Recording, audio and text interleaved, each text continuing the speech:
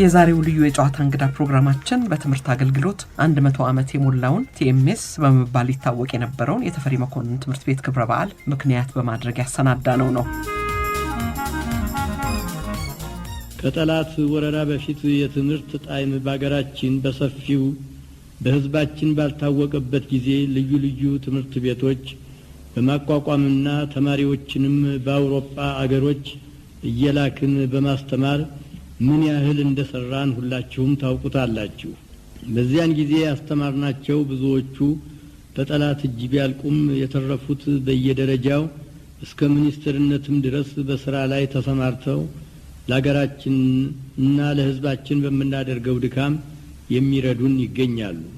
ከጠቅላላው ባጀት ከ5 አንዱን ለትምህርት እንዲውል አድርገን በየጠቅላይ ግዛቱ በብዙ የሚቆጠሩ የመጀመሪያና የሁለተኛ ደረጃ ትምህርት ቤቶች ከፍተን ትምህርታቸውም በሚገባ የፈጸሙት አዲስ አበባ በሚገኘው ዩኒቨርሲቲ ኮሌጅ እንዲቀጥሉ አድርገናል።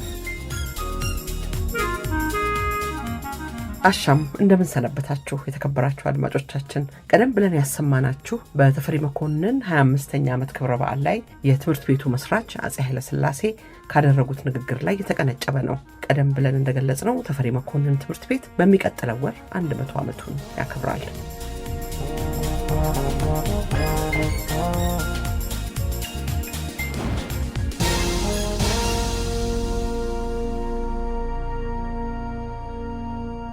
አቶ አማሃ መርሲያዘን ዛሬ ተገናኘነው በተፈሪ መኮንን 100ኛ ዓመት እና በስሙ መመለስ ደስታችንን ለመግለጥ ነው። እርሶም የቀድሞ ስሙ ስለተመለሰለት እንኳን ደስ አለዎት። ብዙ ደክማችሁበታል። የቀድሞ ተማሪዎች ለምንድነው ስሙ መመለስ አለበት ብላችሁ የተጋችሁት? በመጀመሪያ አመሰግናለሁ። አሁን 25 ዓመት የለፋንበት የሞከርንበት ነገር ተሳካ፣ ስሙ ተመልሷል። ተፈሪ መኮንን ሁለተኛው ዘመናዊ ትምህርት ቤት ነው። ተፈሪ መኮንን ራሳቸው ተፈሪ መኮንን በገዛ ገንዘባቸው ወጥቶ ያሰሩት ትምህርት ቤት ነው። ሁለተኛ ደግሞ ለተፈሪ መኮንን ልዩ ቅርበት ነበራቸው። ተፈሪ መኮንንም ሆነው ቀዳማዊ ኃይለ ሥላሴም ሆነው በየጊዜው ተማሪዎችን እየመጡ ይጎበኙ ነበር። እኔ እንኳን ልጅ በነበርኩበት ጊዜ አዳሪዎችን አርብ እየመጡ ይጎበኙ ነበር። ስለዚህ ልዩ ትስስር አላቸው ከትምህርት ቤቱ ጋር። ተማሪዎችም ያተዝታለን። በተለይ በአንድ ዘመን ላይ የኖርን ያለፈን ተማሪዎች ያተዝታለን። በዚህ ነው ሁለተኛ ውለታ ለመርሳት ነው። ደግሞም አሁን ወደፊት የሚጻፈው መጽሐፍም ላይ ታዩታላችሁ። ትምህርት ቤቱ ሲከፈት አንድ በጣም ታሪካዊና ምክር አዘል የሆነ ንግግር ያደረጉት ነበር እና ያ እኛ ላይ ነው አደራ የተዉት። ለሚቀጥለው ትውልድ ነበር አደራ የተዉት። ትምህርታችንንም ተግተን እንድንማር፣ ሁለተኛ ደግሞ ትምህርታችን ተጠቅመን አገራችን እንድናሻሽል። ይሄም ትልቅ ኃላፊነት ነው። የትውልድ ኃላፊነት ያለብን። ወደ ታሪኩ እንሂድ። ተፈሪ መኮንን ትምህርት ቤት ግንባታው የተጀመረው በ1915 ይላሉ፣ ግን ተደራጅቶ በደንብ እንዲከፈት የተወሰነው ሚያዝያ 19 ቀን 1917 ነው። ትክክል። ለዚህ ነው 100 ዓመት የምትሉት። እንግዲህ ትምህርት ቤቱ በጣም ይገርማል እና ከመጀመሪያው በጣም ብዙ ትላልቅ ሰዎች ተሳትፎበታል። የወቅቱ የትምህርት ቤቱ ሹም ሐኪም ወርቅነህ ነበሩ ይላል ታሪኩ። ጸሐፊው አቶ ደምሴ ወልደየስ እንዲሁም ሙሴ ዣንጊዮን ዲሬክተር ነበሩ ይላል እና ስለ አመሰራረቱ እናንሳ። እርሱም ሰፊ ጥናት አድርገውበታል። ይሄ እንደ አጋጣሚ ሆኖ ተፈሪ መኮንን ሙሉ ታሪኩ እየተጻፈ ነው። እችኛዋ ክፍል እስከ 28 ድረስ ያለው እኔ እያዘጋጀሁት ያለው ነው። የትምህርት ቤቱ ዋና ሹም ሐኪም ወርቅነህ ነበሩ። እዚች ላይ መግለጽ የሚገባው ትልቅ የፈረንሳዮች ተጽዕኖ ነበር። ትምህርት በሙሉ በፈረንሳይኛ እንዲሆን በሐኪም ወርቅነህ ብርታትና ትጋት እንግሊዝኛም እንዲጨመር ተደረገ። ሌላው ደግሞ ውሳኔ የተደረገው ምንድን ነው? ሁልጊዜ የትምህርት ቤቱ ኃላፊ ኢትዮጵያዊ እንዲሆን፣ ዲሬክተሩ ግን ፈረንሳይ እንዲሆን ተባለ። ስለዚህ የመጀመሪያው ትምህርት ቤት ሹም የነበሩት ሐኪም ወርቅነህ ነበሩ። እሳቸውን ደግሞ የተኩት በኋላ በአትንጌታ የሆኑት ያኔ አቶ ኤፍሬም ተወልደ መድህን ነበሩ እና በዚህ ነው የቀጠለው። በትልቅ ችግር ነው እንግሊዝኛ እንዲካተት ሐኪም ወርቅነህ ያደረጉት። እንግዲህ የመጀመሪያዎቹ ተማሪዎች በአብዛኛው ቋንቋ እና ከዛ ውጪ ደግሞ የእጅ ሙያ እንዳናጢነት እና ሌሎችም እንደዚሁ እንደሱ አይነት ይመስለኛል አጀማመሩ። ወይስ ተሟልቶ ነበር? የተሟላ ነበር። የሂሳብም ትምህርት ነበር፣ ሌሎችም ትምህርቶች ነበሩ። እርግጥ በትምህርት መጽሐፍት ረገድ ለእንግሊዝ ሀገር የተዘጋጁ ለእንግሊዝ ቅኝ ሀገራት የተዘጋጁ መጽሐፍት ነበሩ። የፈረንሳይኛው እንደዛ ነበር። ከፈረንሳይ ሀገር የመጡ መጽሐፍት ነበሩ። በአማርኛው ላይ ለአማርኛ ትምህርት የተዘጋጀ መጽሐፍ አልነበረም። ስለዚህ የኔ አባት ብላታ መርስዔያዘን የመጀመሪያው የአማርኛና የግዕዝ መምህር ነበሩ። እሳቸው ታሪካቸው ላይ እንደሚጽፉት ተማሪዎቹ የነበሩት መጽሐፍ ትላልቅ ነበሩ፣ የሚገባቸው አይነት አልነበረም። ስለዚህ በአዲስ ዘዴ አይነት በሰሌዳ ላይ አማርኛ ሰዋዙን በአዲስ ዘዴ ማስተማር ጀመሩ። ያቺ የጀመሯት ያን ጊዜ የጀመሯት በኋላ መደበኛ መጽሐፍ ሆኖ ለ50 ዓመት ያህል የመደበኛ አማርኛ ሰዋስው ማስተማሪያ ሆኖ ነበር። ስለዚህ አጀማመሩ ላይ ተፈሪ መኮንን ሙሉ ትምህርት ቤት ነበር። የእጅ ትምህርትና ቋንቋ ብቻ ሳይሆን ከዛም በላይ ሌሎች ትምህርት የሚሰጡበት ነበር። እንግዲህ አዳሪዎች አሉ፣ ተመላላሾች አሉ። እንደውም ምንድነው የመጀመሪያው አዳሪ ተማሪዎች ከልዑል አልጋ ወራሹ ቤት ምግብ እየመጣላቸው ይመገቡ ነበር የሚል ነገር አይቻለሁ። ትክክል ነው። ከቤተ መንግስት ነበረ ምግብ የሚላክላቸው። እዚች ላይ ደግሞ ወጣት ልጆችም ነበሩ፣ በእድሜም ትልልቅ የነበሩ ልጆች ነበሩ። እንደ አጋጣሚ ሆኖ አምባሳደር ምሩ ዘለቀን ኢንተርቪው አድርጊያቸው ነበር ከሞታቸው በፊት። እሳቸው ሲነግሩኝ 2ኛ 3ኛ ክፍል ውስጥ እንደሳቸው ትንሽ ልጆችም ነበሩ፣ ወደ እድሜያቸው ወደ 8ም 9ም የሆነ ሽጉጥ ታጥቀው የሚመጡ ጎረምሶች ነበሩ። ስለዚህ የእድሜ ልዩነቱ እንዲህ ነበር። አንዳንዶቹም ከዛም በላይ በሃዎቹም ውስጥ የነበሩ ሽጉጥ ታጥቀው አሽከር አስከትለው የሚመጡ ተማሪዎች ነበሩ። ይህ እንግዲህ በ17 ጀምሮ እስከ ጣሊያን ወረራ ድረስ እንዲሁም ደግሞ ልዑል ራስ ተፈሪም በነበሩበት ጊዜ ከነገሱም በኋላ ቀዳማዊ ሥላሴ ከሆኑም በኋላ ከየጠቅላይ ግዛቱ ነበር ያን የሚባለው ልጆችን ያስመጡ ነበር። ለምሳሌ ከወለጋ የመጡ ልጆች ነበሩ በብዛት። ከሌሎችም ቦታ ላይ ባላበቶቹ ልጆቻቸው እንዲልኩ ይለመኑ ነበር እና እንደዛ የመጡ ብዙ ልጆች ነበሩ። ከነኛ ለምሳሌ ከመጡት ልጆች አንደኛው አቶ አማኑኤል አብርሃም የሚባሉት ትልቅ ሚኒስትር የነበሩት እሳቸው ከወለጋ ከመጡት አንደኛው ናቸው። ሌሎችም ነበሩ። እንደውም እኮ በዛ ዘመን ነው አይደል መንገድ ላይ ልጅ ሲሄድ እየተያዘ ትምህርት ቤት ገባ እየተባለ ይገባ ነበር አሉ ተፈሪ መኮንን። ይለመን ነበር፣ እየተለመነ ነበር። ከቤተ ክህነትም ተቃውሞ ነበር። እንግዲህ የቤተ ክህነት ተቃውሞ ባህል ያበላሻል፣ አገር ይበክላል የሚል ተቃውሞ ነበር እና በልመና ነበር፣ እየተለመኑ ነበር የሚገቡት። ደግሞ ሃይማኖትም ይቀይራሉ የሚል ፍራቻም እሱም ነበር። እሱም ትልቅ ፍራቻ ነበር። እንደውም ያ ጎልቶ የሚታየው ከ33 በኋላ እንግሊዞች ነበሩ መጀመሪያ ትምህርት ቤቱ የሚያስተዳድሩት። ከዛ በኋላ የፈረንሳይ ጀሱቶች መጡ። ግን ሲመጡ አንድ ትልቅ መመሪያ ነበርባቸው። በምንም አይነት የካቶሊክ መነኩሴ ልብስ እንዳይለብሱ፣ ባናችም አይነት የሃይማኖት ትምህርት እንዳያስተምሩ። እንዲያውም አባ ወይ ፋዘር ሳይባሉ ሚስተር እያል ነበር ምንጠራቸው። ሚስተር ጋኞ፣ ሚስተር ዚፌል፣ ሚስተር ማት እያል ነበር ምንጠላቸው። ያው እነሱ ግን መነኩሴዎች ናቸው። ግን ጥብቅ መመሪያ ነበር። እንግዲህ አሁን በጣም የገረመኝ ገና ሲጀምር ጀምሮ ሙሴን አልባንዲያን ሙዚቃ ያስተምራሉ፣ ሙሴ ፓፓዚያን ስዕል ያስተምራሉ እና የቀለም ትምህርት ብቻ ሳይሆን እዛው ከመጀመሪያው ጀምሮ ሌሎችም እንደዚሁ የጥበብ እውቀትም እንዲገበዩ ዝግጅት የነበረ ይመስለኛል። እና እስቲ ስለሱ የሚንገሩ። አዎ ሀይቅ ወርቅነህ በተለይ የእጅ ጥበብ ትምህርት ላይ ሁልጊዜ እንዲኖር የሚፈልጉ ነበር። በተፈሪ መኮንን ብቻ ሳይሆን ከዛ በኋላ ደግሞ ፍቅርና አገልግሎት ማህበር የሚባል አቋቁሞ ነበር። እንግዲህ እሱ ሲታይ የመጀመሪያው ኢትዮጵያ አገር በቀል ኤንጂኦ ማለት ነው። ፍቅርና አገልግሎት ማህበር ትምህርት ቤት አቋቁሞ ነበር። ያ ትምህርት ቤት የተቋቋመው ነጻ ለወጡ የባሮች ልጆች ትምህርት እንዲሆን ነበር እና እዛ ትምህርት ቤት ላይ የእጅ ትምህርት ነበር የሚማሩት፣ ሸማኔነት፣ አናጢነት እና ሐኪም ወርቅነህ የእጅ ትምህርት ከሌላው ትምህርት ጋር እንዲሰጥ ፍላጎት ነበራቸው። የሚገፋፉት ነገር ነበር። እንግዲህ እንደው ይህን ፍቅርና አገልግሎት ማህበር ጽህፈት ቤቱ አሁን የ4 ኪሎ ዩኒቨርሲቲ ፊት ለፊት ያለው ከባርነት ነጻ ያወጡ የሚመዘገቡበት የነበረው እዛ ጋ ነው። ፊት ለፊት የቤተ ክህነት እንዴት ህንጻ አለች፣ በጣም የህንድ አርኪቴክቸር ያላት ሊሆን ይችላል መሰለኝ። ምክንያቱም አንድ ፎቶግራፍ አለኝ አንቺ የምትየው አይነት ቤት ከባክግራውንድ ላይ አለ። ስለዚህ ምናልባት ሊሆን ይችላል፣ ግን በእርግጠኝነት ያ ነው ለማለት ይቸግረኛል። ግን እንዲህ ሳስብ ወደ መካኒሳ ግድም የነበረ ይመስለኛል። ትንሽ ራቅ ያለ ይመስለኛል። እርግጠኛ አይደለሁም፣ በእውነት እርግጠኛ አይደለሁም። እንግዲህ ይሄ ድርጅት ኢትዮጵያ ውስጥ መቼም የባርነት ጉዳይ በቤት ውስጥ አገልግሎት እና እንደዚህ ያሉትን ሰዎች ነጻ የማውጣት ነው አይደለ? እንደው እዚህ ላይ ቆየሽ ካላሉኝ በስተቀር እንግዲህ ነገሩን ለማወቅ ፈልጌ ነው። መቼም ባርነት ነበር፣ ባሮችም ይሸጡ ነበር። ህግ ወጣ።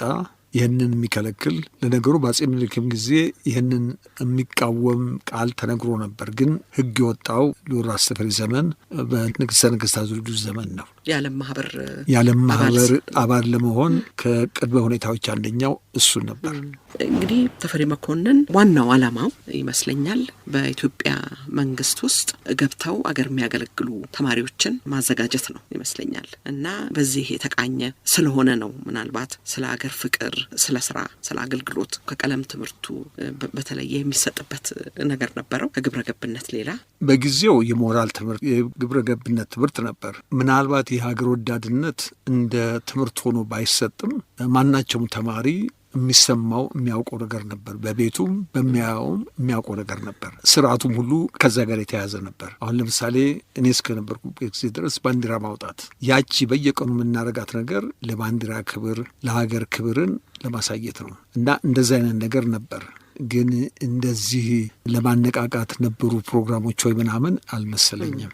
የቀድሞዎቹ ተማሪዎች የፋሽስት ኢጣሊያ ወረራ እያንጃበበ መሆኑን የሚረዱ መምህራን ነበሩ ብዬ ገምታለሁ። ያን ጊዜ ላይ ልክ ከጦርነቱ ዋዜማ ላይ እንቅስቃሴ ነበር። ወጣት ኢትዮጵያውያን ተንቀሳቅሰው በብርሃንና ሰላም ጋዜጣ ላይ ይጽፉ ነበር። ልዩ ልዩ የሚያነቃቃ ቃላቶች ይጽፉ ነበር። ከእንደኛ መሀል በትክክል ባላቀውም የተፈሪ መኮንን ተማሪዎች ነበሩ። ሌላው ትልቅ የተፈሪ መኮንን ተማሪዎች አስተዋጽኦ የነበረበት እንግዲህ በ26 ላይ የጦርነት ሁኔታ እያንዣበበ በሚመጣበት ጊዜ ቀዳማዊ ኃይለ ሥላሴ ጄኔራል ቨርጅን የሚባሉ የጦር አማካሪን ከስዊድን ሀገር አመጡ እና ለእሷቸው የሰጧቸው መመሪያ አንድ የመጀመሪያ የጦር ትምህርት ቤት ኢትዮጵያ ውስጥ እንዲቋቋም ብለው አዘዙ። እርግጥ ከዛ በፊት ሳንሲርም ሄደው የሰለጠኑ ውጭ ሄደው የሰለጠኑ ኢትዮጵያውያን ነበሩ። ግን ለመጀመሪያ ጊዜ ተቋቋመ ኢትዮጵያ ውስጥ ሆሎታ ገነት ላይ። እዛ ላይ ባለሳሳት 148 ነበሩ መጀመሪያ ላይ የተመዘገቡት እጩ መኮንኖች። ከነኛ ውስጥ ከ40% በላይ የተፈሪ መኮንን ተማሪዎች ነበሩ። በኋላም ብሪጋድ ኃይለ ሥላሴ የሚባለው የመጀመሪያው በተማሩ ኢትዮጵያውያን የሚመራ ብርጌድ ሲመሰረት ዋና አዛዦች ቁልፍ ቦታ ላይ የነበሩት የተፈሪ መኮንን ተማሪዎች ነበሩ። እንግዲህ ብዙዎቹ ያው ህይወታቸው ያልፋል ይመስለኛል። የተወሰኑት እንግዲህ ወደዛ ታሪክ ላይ ስንገባ ብሪጋድ ኃይለ ሥላሴ ጦር ጣሊያን ባይጨው ሲዘመት ወደ ጣርማ በር እንዲዘምትና እንዲከላከል ተብሎ ተላከ። ከዛ ጦሩ ሲፈታና አዋጁ ተነግሮ እንግዲህ አገር የችሎታ አገልግል ሲባል እነሱም ወደ ኋላ ተመለሱና ብሪጋድ ኃይለ ሥላሴ ጦር ላይ የሀሳብ ልዩነት ነበር። የተወሰኑት ወደ ምዕራብ ወለጋ እንሂድ ያሉ ነበሩ። የተወሰኑት ደግሞ እዚህ መሀል ሀገር ቀርተን እንከራከር ያሉ ነበሩ። ሌሎች ደግሞ አይ ሁኔታውን አመች ስላልሆነ ወደ ስደት እንሄድም ያሉ ነበሩ። ወደ ምዕራብ ወለጋ ሄደው ጦር ጥቁር አንበሳ የሚባለውን መሰረተ። ከዛ በኋላ ብዙ ውጊያ አድርጎ ብዙ በጀግነትም ተዋግተው ከአቅም በላይ ሆኖ ተማረኩ። ከተማረኩ በኋላ ወደ አዲስ አበባ መጥተው ብዙዎቹ አለቁ። የግራዚያኒ ቦምብ ተጣለ ጊዜ ተይዘው ተገደሉ፣ በግፍ ተገደሉ። እዚህ ላይ ምናልባት ለአድማጮቻቸው ማያውቁ ካሉ ግራዚያኒ ላይ ቦምቡን የጣሉት ሞገስ አስገዶምና አብርሃ ደቦጭም የተፈሪ መኮንን ተማሪዎች ነበሩ። እንኳን አነሳ ናቸው።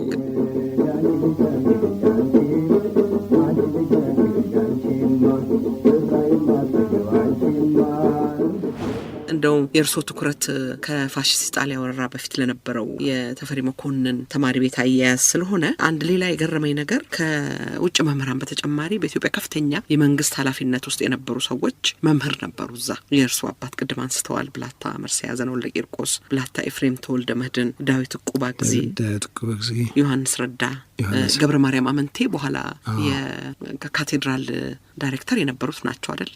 ገብረ ማርያም አመንቴ።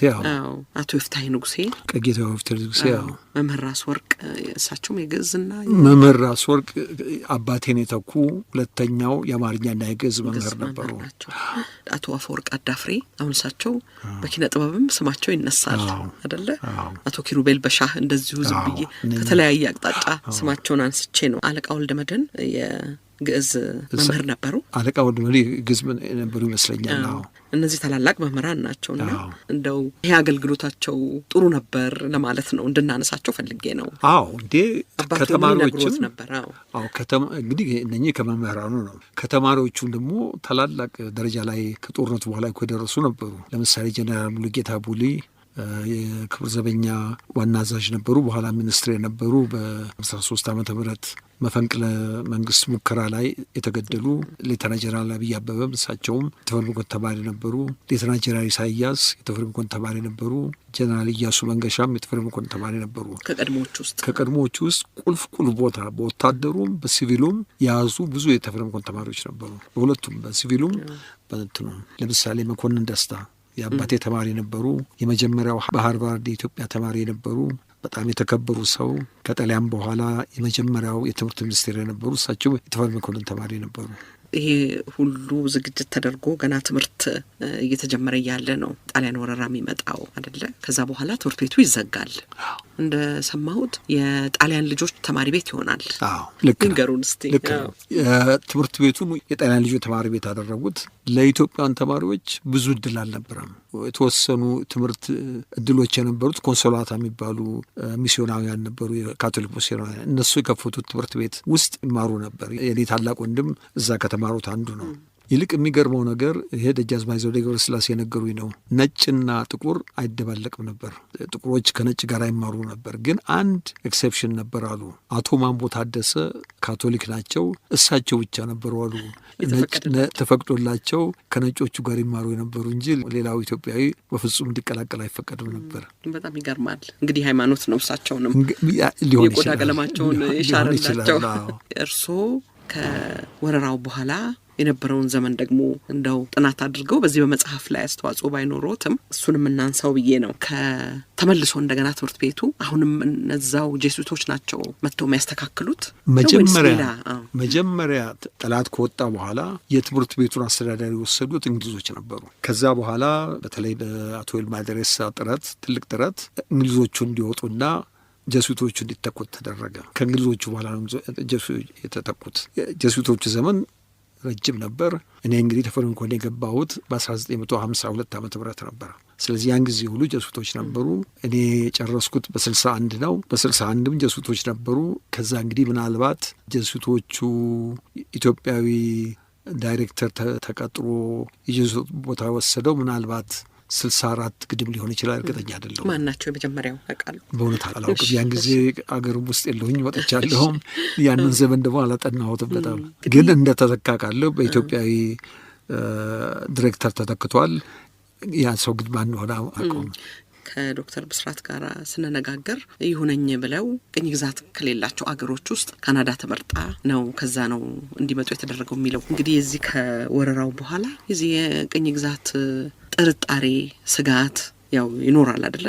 እስከ ቅርብ ጊዜ ድረስም እንደዚሁ እና በዛ ምክንያት ነው የተመረጡት ብለው ነበርና ስለሱም የሚያውቁትን እንዲነግሩኝ ብዬ ነው። ሁለት ምክንያት ይመስለኛል። አንደኛው ካናዳ ገለልተኛ ሀገር ስለሆነ፣ ሁለተኛ ጀሱቶች በማስተማር ችሎታቸው፣ በማስተማር ፍልስፍናቸው በዓለም የታወቁ ናቸው። እነኚህ ሁለቱ ይመስሉኛል የተመረጡበት። እነኚህ ሁለቱ ናቸው። ግን ደግሞ ተፈሪ መኮንን ትምህርት ቤት ዋና ማህበራት ነበሩት። አንዱ መንፈሳዊ ጉባኤ ነው። እርግጠኛ ነኝ እርስዎም ደርሰውበታል ይመስለኛል። ይንገሩኝ እስቲ ስለ መንፈሳዊ ጉባኤ። መንፈሳዊ ጉባኤውን ደርሼበታለሁ። አልተሳተፍኩበትም በጣም ግን ነበር። ሌሎችም ማህበራት ነበሩ ተፈሪ መኮንን ያሉት። ምናልባት ስለሌሎቹ በብዛት ልናገር ይችል ይሆናል፣ ግን አስታውሳለሁ። እሱን መኖሩን አስታውሳለሁ። አቡነ ባስልዮስ ናቸው ኢንካሬጅ ያደረጉት እንዲቋቋም የሚል ነገር አንድ ሰው ነግረው ነበር። ያን አቡነ ቴዎፍሎስ ሳይሆኑ አይቀሩም። ልክ ነው። አቡነ ቴዎፍሎስ ሳይሆኑ አይቀሩም። እንግዲህ መጀመሪያ ሊቀ ስልጣናት መልእክቱ ነበር የሚባሉት አቡነ ቴዎፍሎስ አቡነ ከመሆናቸው በፊት። ከዛን ጊዜ ጀምሮ እንደዚህ አይነት ተሳትፎ የነበራቸው ይመስለኛል። በእርግጠኛነት መናገር ወደ መንፈሳዊነት ነበር። ትልቅ እንትን ነበር፣ ትልቅ እንቅስቃሴ እንደነበር አስታውሳለሁ።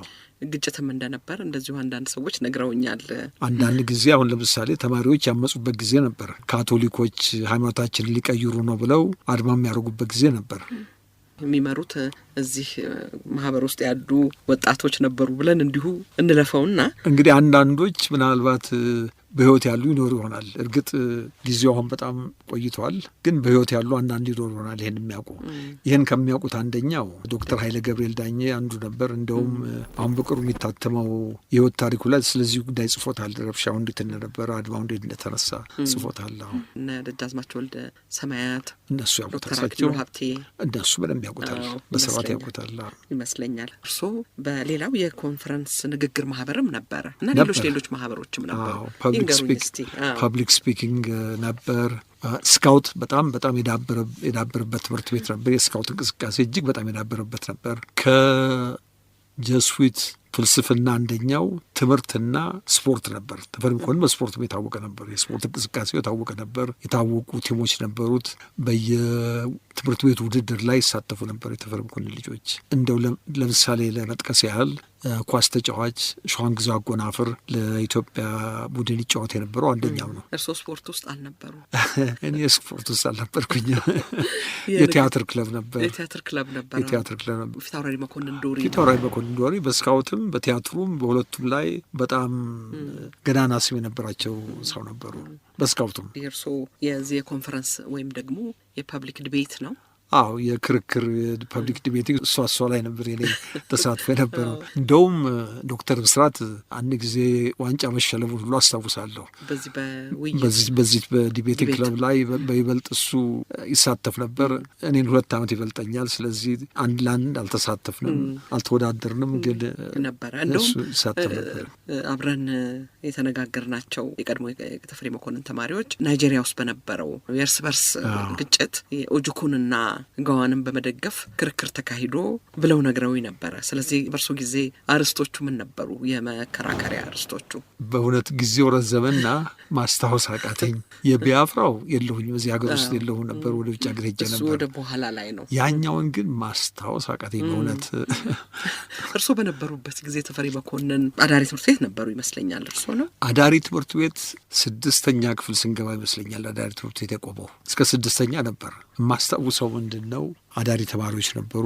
አንዳንዶቹ አስታውሳል ከሶማሌ የመጡ ነበሩ እና አሁን ለእኛ የቤት ምግብ ጣልተን ያቺ የአዳሪ ምግብን ነበር እኛ የምንወደው። እነሱ የእኛን ምግብ ይፈልጋሉ፣ እኛ የአዳሪውን ምግብ ነበር የምንወደው። የኮሎናል ፒዳቦ የሚባል ነበር፣ እሱን ይሰጡን ነበር፣ ያካፍሉ ነበር። እሱን አስታውሳለሁ። እናንተ የቤት ምግብ ትሰጣላችሁ፣ እኛ የቤት ምግብ። አሁን እነሱ የቤት ምግብ ይናፍቃቸዋል፣ እኛ ደግሞ የሚናፍቀን እቺ ኮሎናል ፒዳቦ ነበር። በጣም የታወቀ ጥሩ ዳቦ እንዴ፣ በጣም ጥሩ ዳቦ እና ሌሎችም ይዘጋጁ ነበር። ኮሎናል ፒያው ቃሊቲ አሁን ድረስ ምን እንደሚከቱበት አላቅም። እንደዛ አይነት ጣዕም ያለው ዳቦ ቀብሼ አላቅም። የለ ሁላችንም እርስዎ በነበሩበት ዘመን አብረውት የነበሩ ተማሪዎችን የሚያስታውሷቸው ካሉ እንዲያስታውሱ ብዬ ነው በየዘመኑ የጠየቅኳቸውን ሰዎች ይህን ጥያቄ ጠይቄያቸዋለሁ። እንግዲህ ከእኛ ጋር አብሮ ከነበረ ፈቃድ አዘዘን ታውቁታላችሁ፣ ፎልክሎር አስተማሪ የነበረው እሱ ያው በእኛ ዘመን ክልል የነበረ ነው። ከኛ ደግሞ በላይ የነበሩ ወጋየሁ ንጋቱ ስካውት በምገባበት ጊዜ ቃለ መሐላ ስናደርግ እሱ የትሩፕ ሊደር ነበር። ወጋየሁ ንጋቱን አስታውሳለሁ። ዶክተር ንጉሴ ተፈራ ፖፑሌሽን ክፍል ኃላፊ ነበር። መጽሐፍን ጽፏል፣ በሰለይ በቅርቡ ጽፏል። እሱም አብሮ አደጌ ነው። አንድ ክፍል ነበር፣ እሱን አስታውሳለሁ። ሌሎችም አሉ እንግዲህ ውጭም ያሉ በልዩ ልዩ የተሰማሩ ሰዎች አሉ። እርስዎ እንግዲህ ወደ ውጭ የወጡት እዚህ ዩኒቨርሲቲ መግባት ሳይፈልጉ ቀርተው ነው ወይንስ በዚህ በፊልድ ሰርቪስ ነው የወጡት? የለም ተመዝግቤ 12ኛ ስንጨርስ በመከራ ነው ፈተና የተፈተን ነው። ረብሻ ነበር፣ የተማሪ ረብሻ ነበር። ምንም ወደፊት እንዲህ የተረበሸ መማር እንደማይቻል ገምቼ ወደ ውጭ መሄድ መረጥኩኝ። ስለዚህ የመጀመሪያው እድል የተገኘው ወደ ዩጎዝላቪያ ለመሄድ ነበር። ወደ ዩጎዝላቪያ ሄድኩኝ። እዛ ከጨረስኩ በኋላ ተማሩ እዛ እርሻ ትምህርት በመጀመሪያው ሳይንስ ነገር ነው። በዛ ነበር እንደ መጀመሪያውን ያገኘሁት። ከዛ ወደ አሜሪካ ሄድኩኝና በኢኮኖሚክስ ቀጠልኩኝ። የአባቶን መጽሐፍ መመርመር እንደዚህ ውስጥ አልገቡም? ያን ጊዜ አልገባሁም። ይሄ የመጣው እንግዲህ ያለፈው 20 ዓመት ጉዳይ ነው። ባለፈው 20 ዓመት እንግዲህ ብዙ እጄ ላይ የነበሩ መጽሐፍት ነበሩ። እነሱን መመርመር፣ እነሱን እያዘጋጀው ለህትመት ማቅረብ ነበር። እንደውም አሁን በቅርቡ አጫጭር ጽሁፎች እሳቸው የጻፏቸውን በስብስብ መልክ ታትመው ይቀርባሉ። ምናልባት በ6 ወር ውስጥ ገበያ ላይ ይቀርባሉ። እንደው በዚህ ሊመሰገኑ ይገባል። በእውነት በጣም ትልቅ አስተዋጽኦ ነው። በጣም ብዙ ቤት ውስጥ እንደዚህ የተጻፉ ነገሮች እንደዚሁ ባክነው የቀሩ ይመስለኛል። እጅግ በጣም የሀገራችን እጅግ በጣም አዋቂ ሰዎች እና ብዙ ስራ የሰሩ ሰዎች ስራዎቻቸው እንደዚሁ ከንቱ የቀሩ ይመስለኛል። እንዲሁ ሳስበው በትክክል አሁን እንደው ስም መጥራት አያስፈልግም። ብዙ ቤቶች እንደዚህ ባክነው የቀሩ ጽሁፎች አሉ፣ እንደው ሳይሰበስቡ የቀሩ አሉ። በእኔ በኩል ኃላፊነት ጉዳይ ነው። በኑዛዜ ተውልኝ ኃላፊነት ስለነበር ምርጫም አልነበረኝም። እንዲሁም ደግሞ ልጅ ሆኜም ራሱ አውቃቸዋለሁ የሚጽፉትን ነገር አብሬያቸው ስለምከተል ያሳዩኝ ነበር እና የማውቃቸው ጽሁፎች ነበሩ። ስለዚህ አሁን ደግሞ በቅርቡ ሌላ ጽሁፍ እንጠብቃለን። እስቲ እንግዲህ ደግሞ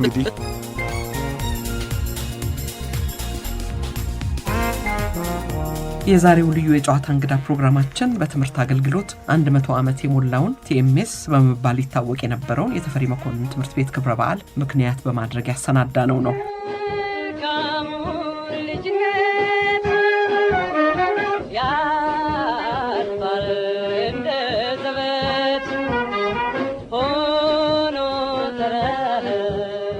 ወደ 100 ዓመቱ ከመሄዴ በፊት አንድ ቦታ ምን አነበብኩኝ፣ በክረምት ወራት በየሚኒስቴር መስሪያ ቤቱ መደልደልና ልምምድ ማድረግም አንዱ የትምህርቱ አካል ነበር የሚል ነገር አየሁኝ። ምናልባት ቀደም ባለው ጊዜ እርሱ በሚያጠኑት ዘመን ይመስለኛል ይሄ ክረምት ወደ ቤተሰቦቻቸው የማይሄዱ ተማሪዎችን ይመስለኛል ይሄ ነገር መኖሩ ሰምቻለሁ። በጣም ሰፊ ነገር አልነበረም። ለምሳሌ እኔን አላጋጠመኝም። እርግጥ የክረምት ስራ ሰርቻለሁ፣ ግን በራሴ ነበር ያገኘሁት። አውራ ጎዳናም ተቀጥሬ ሰርቼ ነበር የክረምት ስራ። ግን በትምህርት ቤቱ በኩል ትምህርት ቤቱ የሚያዘጋጀው ምናልባት ከኛ ጊዜ በኋላ ሊሆን ይችላል፣ ወይ ደግሞ ለኮሜርሻል ሴክሽን ተማሪዎች ሊሆን ይችላል። ምክንያቱም እነሱ ከጨረሱ በኋላ ለስራ የተዘጋጁ ነበሩ።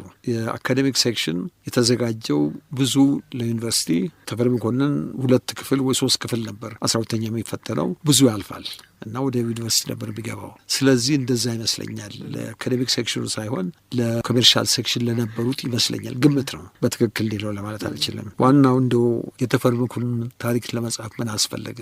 የተፈሪ መኮንን ትምህርት ቤት ታሪክ የአንድ ትምህርት ቤት የአንድ ትውልድ ታሪክ ብቻ ሳይሆን የሀገር ታሪክ ነው። በኢትዮጵያ የትምህርትን ጉዞ የሚያሳይ ነው። ለዚህ ነው ትልቅ ነገር የምናደርገው ነው የኛ ብቻ ስለሆነ የኛን ትውስታና ለማግነን ብቻ ሳይሆን በእውነት በኢትዮጵያ ላይ የትምህርትን ሂደት የሚያሳይ ስለሆነ ነው። ሁለተኛ ነገር ደግሞ ተፈሪ መኮንን ማለት ከየቦታው የተሰበሰቡ ተማሪዎች ናቸው። አሁን አስታውሳለሁ ከየክፍለ ሀገሩ ከሰሜን፣ ከደቡብ፣ ከምዕራብ፣ ከሶማሌ ከሁሉ ቦታ የተሰበሰቡ ነበሩ። በኢኮኖሚ ስታዩ ብዙዎቹ መጠነኛ ገቢና በታች ያሉ ተማሪዎች ነበሩ። አንዳንዶቹ በትንሽ የሚቆጠሩት ከደህና ቤተሰብ ያወጡ ነበሩ። እንደዛ ነበር እና ለህብረተሰቡን የሚመስል ትምህርት ቤት ነበር።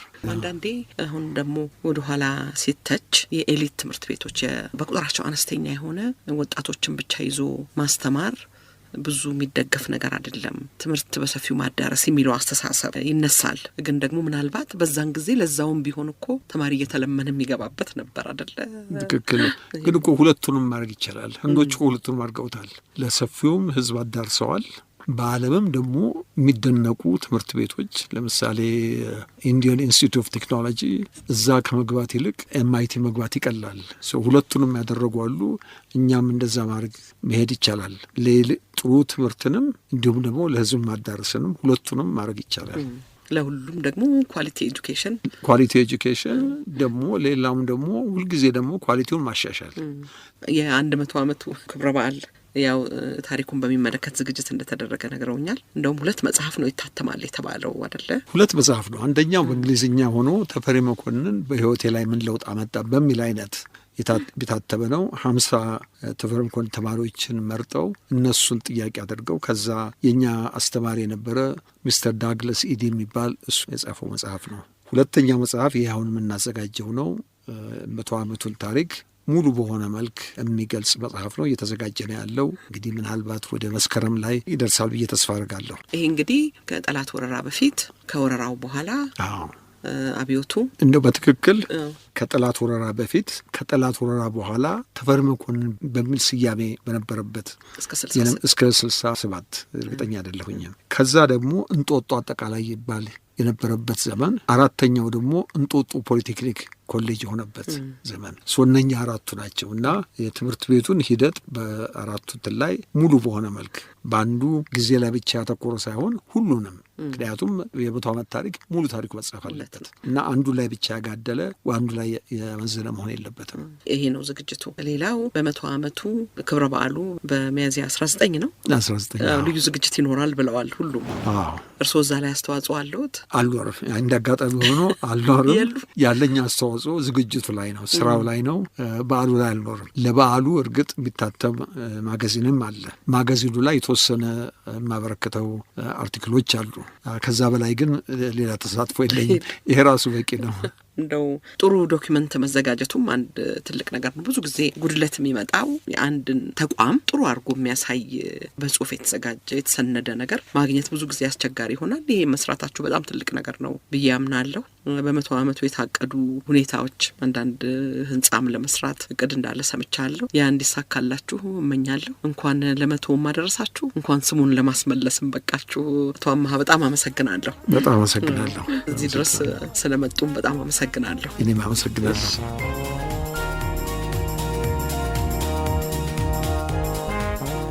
ከቀድሞ የተፈሪ መኮንን ተማሪ ከአቶ አምሃ መርሴ ሐዘን ጋር ያደረግነው ጨዋታ ያደመጣችሁት ነበር። በሁለተኛው ክፍል የተማሪ ቤቱን የቀድሞ ተማሪዎች ማህበር ፕሬዝዳንት ዶክተር ብስራት አክሊሉን ይዘን እንቀርባለን። ለአሁኑ ለመሰናበቻችን ይህን ዜማ መርጠናል። አብራችሁን የረፍት ቀናችሁን ስለምታሳልፉ እጅግ ደስ ይለናል። ሸገር 102.1 የእናንተ ሬዲዮ።